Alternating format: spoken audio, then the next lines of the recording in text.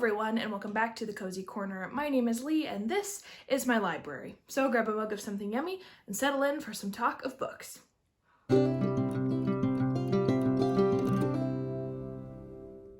is time for the August wrap-up.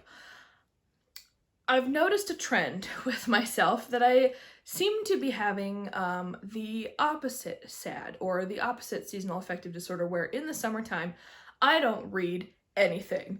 I don't know why in the summer my reading productivity plummets. This year in particular was rough because the summer was one of the worst seasons of the year for me in terms of personal stuff, but it happened last year, it happened the year before. I don't know what the issue is, so I did read something though. In August, I read 4 books in total.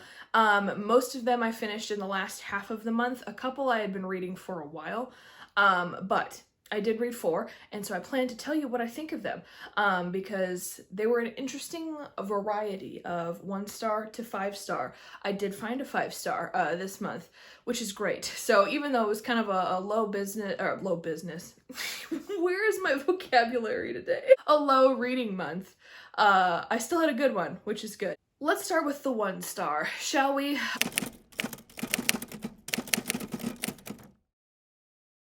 Unfortunately, I did read probably one of the worst books I've read this month, or for the year I read it this month, and that is The Troubled Girls of Dragomir Academy by Anne Ursu.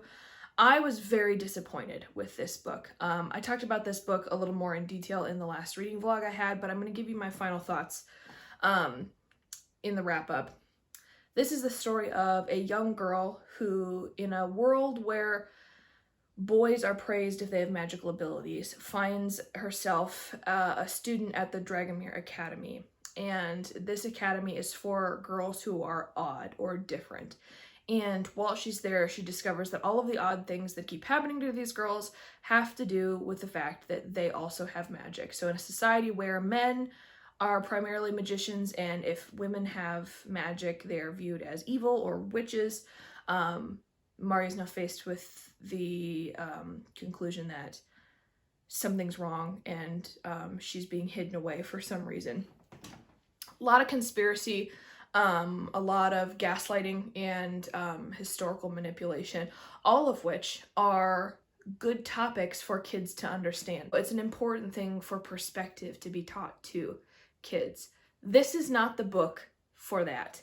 Not that there was anything problematic or controversial about any of the material.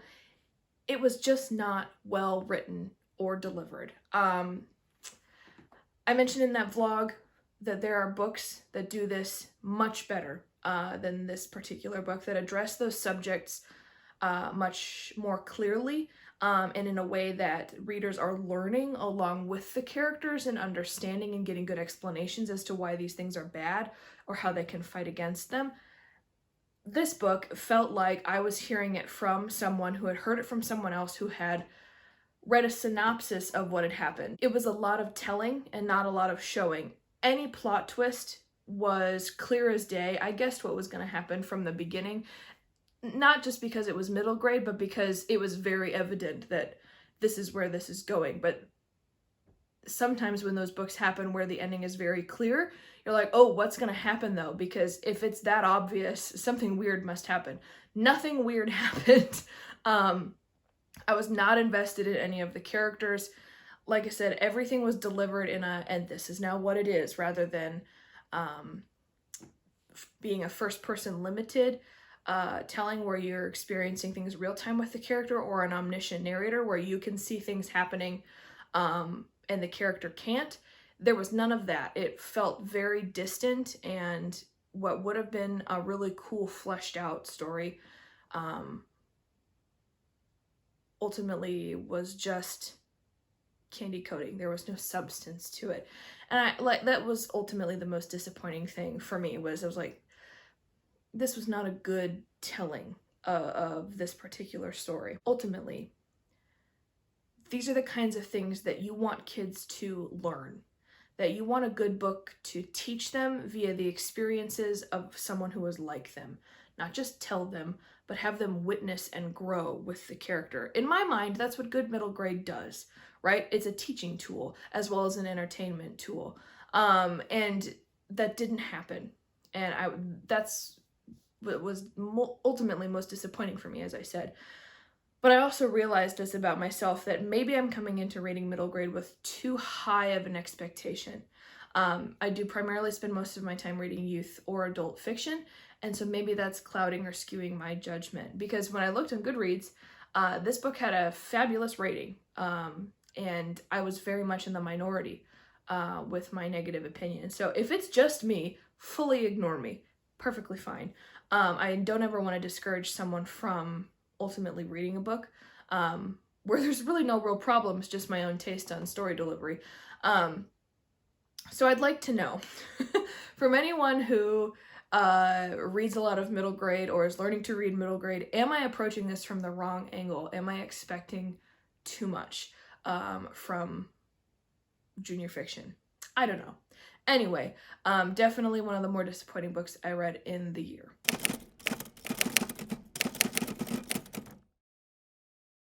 The only 3-star book I read this month was The Woman Who Stole Vermeer by Anthony M. Amore. This is the story of Rose Dugdale. This is nonfiction, by the way, an biography, not an autobiography, a biography. This is the story of Rose Dugdale, who is the only woman to have ever pulled off this large of an art heist. And she was an English aristocrat who very quickly defected and became a staunch supporter of Irish republicanism during the Irish Revolution, late 60s and 70s. And the reason why I gave this 3 stars was because of the excellent description and narrative retelling of the Irish Revolution. If you don't know, in the late 60s and early 70s, a little before that too, but there was this period where Ireland wanted to secede from the United Kingdom. They ended up doing that.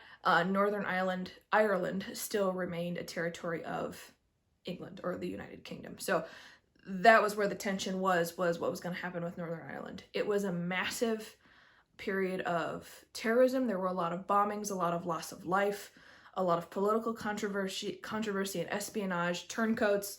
It was a very heated time.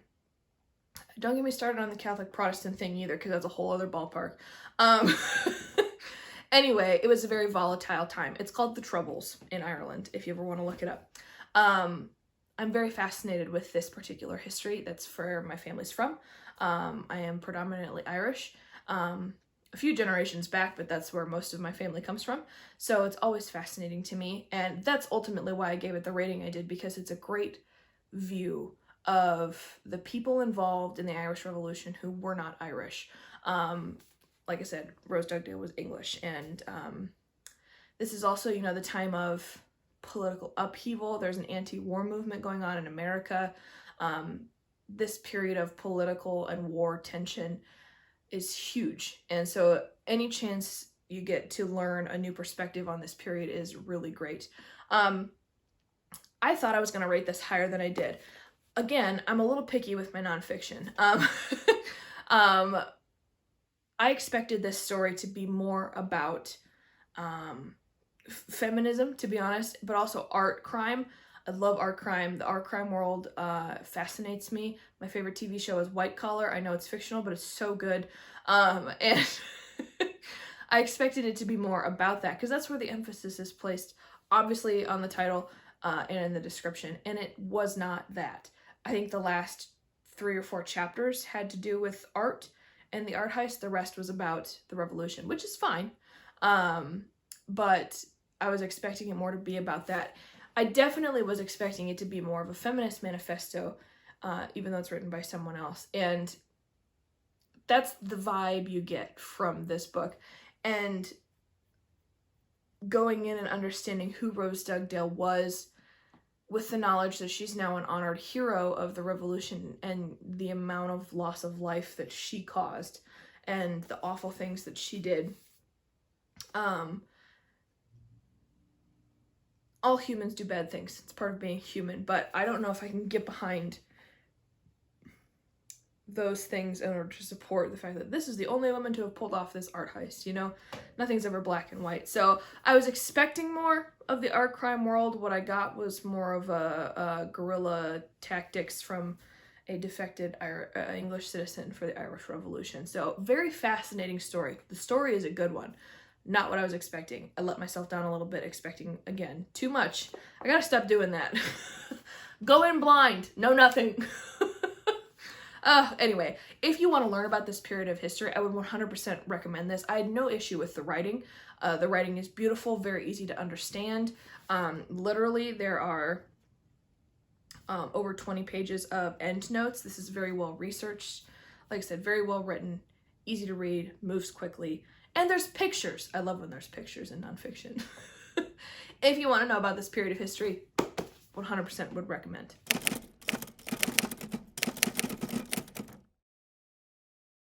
Let's talk about a 4-star. I decided not to do a separate vlog for this book. 1, because it's massive. 2, because I really just wanted to sit and enjoy it. But I read, A Court of Silver Flames by Sarah J. Maas.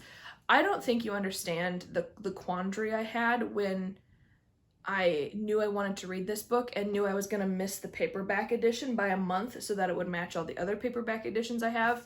I couldn't wait that long. So I bought a used hardcover copy. This book was so good. Very different from the Farah trilogy in The Court of Thorns and Roses. She stepped it up a notch with the steam. This was, I'm kind of hoping that from this point on, this series is just different characters for different books. So, back up before I get into that.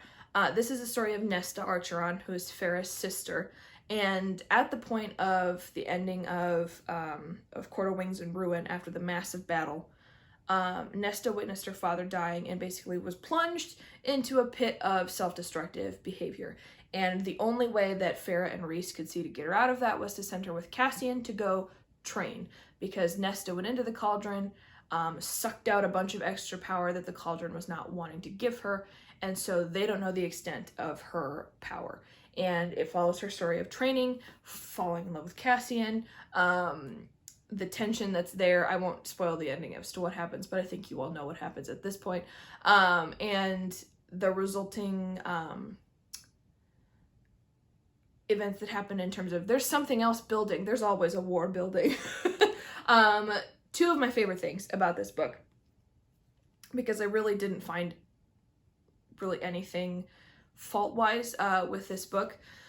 1 is the fact that you get to read the main characters of the trilogy from a very different perspective. So, you know, Rhys is heralded to be this big, very important icon, you know, in the trilogy, and I fully got behind it. He was one of my faves. But you definitely got a different perspective of him from Nesta. And I like that. I like when we get a well-rounded picture of characters. Not everyone has a good side all the time. And it was nice to have some balance. I also really loved that Nesta found people outside of the family to bond with. She created her own family. They all addressed the various issues with, you know, PTSD and trauma.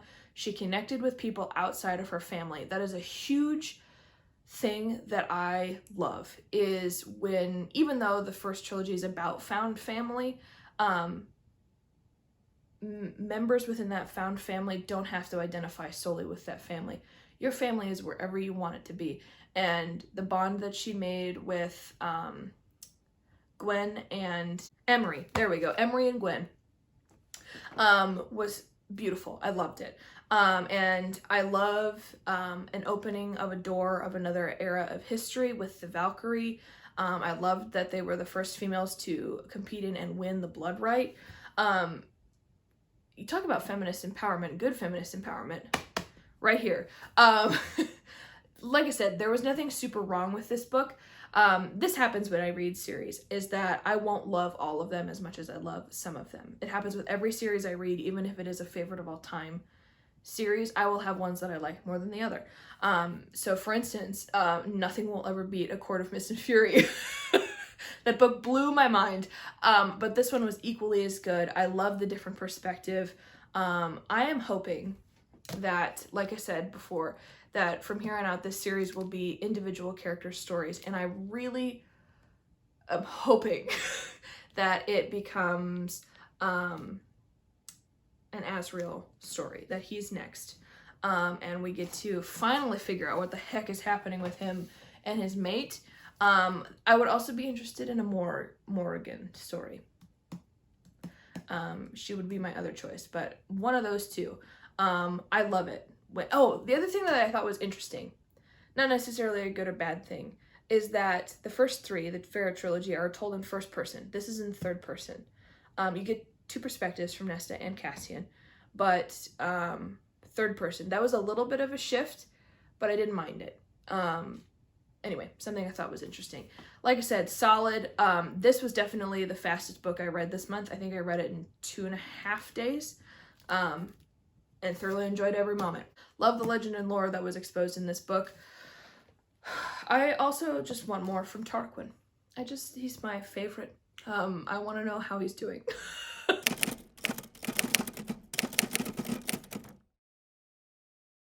Let's talk about my 5-star book. I did have one 5-star book, and it was The Life of Pi by Jan Martel. This is a beautiful, beautiful book. Let me just start by saying I don't like survivalist books. They're not my favorite. I read a few when I was younger. They scarred me for life. I never, ever, ever, ever, ever want to be in that situation. Like things like The Hunger Games, I'm out immediately. However, this book was gorgeous. And yes, it was extremely hard to read.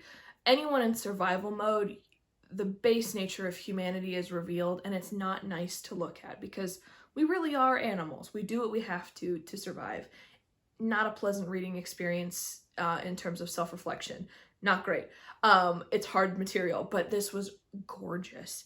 And if you don't know, this is the story of Pi, and Pi and his family own a zoo in India. And I believe they are moving to Canada. I can't quite remember why they go, but they're selling off their animals and moving a lot of them to Canada. And so they all board this ship. A decent way into their journey, the ship sinks, and Pi is stranded in the ocean in a lifeboat with a Bengal tiger and a zebra and a hyena and an orangutan. But the Bengal tiger is like the main one. And he is forced to survive for 227 days in the Pacific Ocean. And it's a lot. But one of my favorite things about this book is the exploration of human psychology when faced with this. And it's not dry. Those moments where Pi is exploring himself and understanding his motivations for why he does what he does in terms of survival or comparing humans and animals' behavior. It caused a lot of introspection. It's rare that I find a book that fully sweeps me off my feet. I'm fully invested in the story and I don't want to put it down. But even more rare are the books that make you stop and think, and in a good way, that about who you are and what you're doing, which is why I think it immediately became evident to me that this was going to be a 5-star, because it's a book that I immediately knew that I could sit down at any point in my life and read this and get something completely different out of it. And this book really came to me when I needed it this year. There were a lot of quotes in here that rocked me in a good way, and it was I think a good book for writers to read. I think it's a good book for people who are looking for some self-exploration to read. It was so good. I read this book on an online library app, and it immediately went on my book buy list. I need to have a physical copy, and I need to go through it again and read and highlight and write in the margins because it was so good. If I were going to recommend a point in your life to read this book, I would recommend that if you are in a period of doubt, or if you are in a period of you don't know the outcome of this situation, or your life took a 90-degree turn and you have no idea what's coming, I would 100% read this book in those moments where you are lost, you don't know where to go. If you're a person of faith, if you're not a person of faith, this book really just simplifies human emotion and thought process in the middle of an awful situation. And it is so clarifying. That's a good word for it. It's clarifying. And weirdly peaceful. At least for me. Like I said, the material is hard. It's hard to read, but the ideology in this book is so good and such a boon in a time of chaos, at least for me. It was my lifeboat in a time where there were a lot of unknowns circling. So that was my 5-star read. What a way to end the month, you know? And now we're on to September. I'm reading some good ones. I can't wait to tell you about them. But that's all the books that I read in the month of August. So let me know, have you read any of these? Do you share my opinions? Do you have other different thoughts? I'd love to know in the comments. And if you liked this video, go ahead and give it a like and subscribe to my channel. It really does help me out, and let me know what you guys want to see. As always, a huge thank you to the friends and family who have readily supported me on this journey. It truly means the world to me, and I can't wait to see what's on the next page. Cheers!